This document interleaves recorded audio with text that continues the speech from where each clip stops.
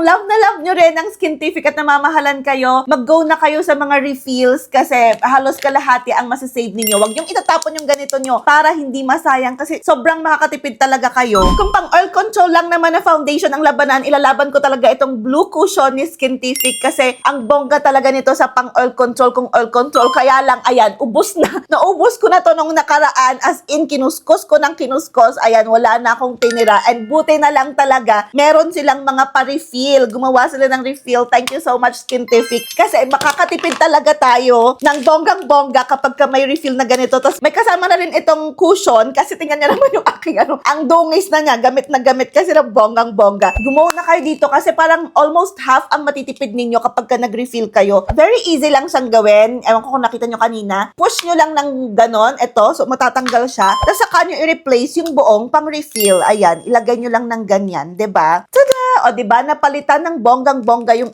aking cushion. At buti na lang talaga may pa-refill silang ganito kasi nga may kamahalan talaga ang Skintific. Pero tingnan nyo, bonggang-bongga naman talaga yung kanyang performance. Isang dab ko lang na ganyan. Look, oh, ang dami na. Ang dami na agad pwedeng ilagay sa iyong face at yung grabe yung coverage nito. Kung oily yung face ninyo, ito talaga ang recommended ko for oily skin. Hindi talaga siya nagkikakey. Maraming may favorite na to talaga, itong Blue Cushion na ito. Grabe, oh, tingnan nyo yung lapat niya sa skin ko. Tapos kung gano'n niya natakpan yung mga chismis. Ganyan yung itsura ng face ko kanina, diba? Reddish, ng daming Kimberlut. And look na, diba? Very flawless niya na tignan at hindi pa ako tapos dyan. So wait lang kayo.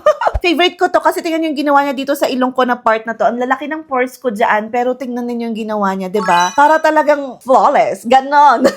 Lagyan ko lang din tong kalahati pa na natira ng mukha ko. So, ganito na yung itsura ng face ko kapag nalagyan na natin ng Skintific na Blue Cushion and look, diba? At ganyan din yung lapat niya sa skin ko. At ganito naman itsura kapag naka-makeup na kayo, diba? Ang ganda ng lapat talaga ng base ninyo. Look at that, diba? Wala pa tayong pa-highlighter dyan, ha? And it's so pretty na talaga. Yung kilay ko na lang talaga yung kulang. Hindi talaga ako marunong magkilay.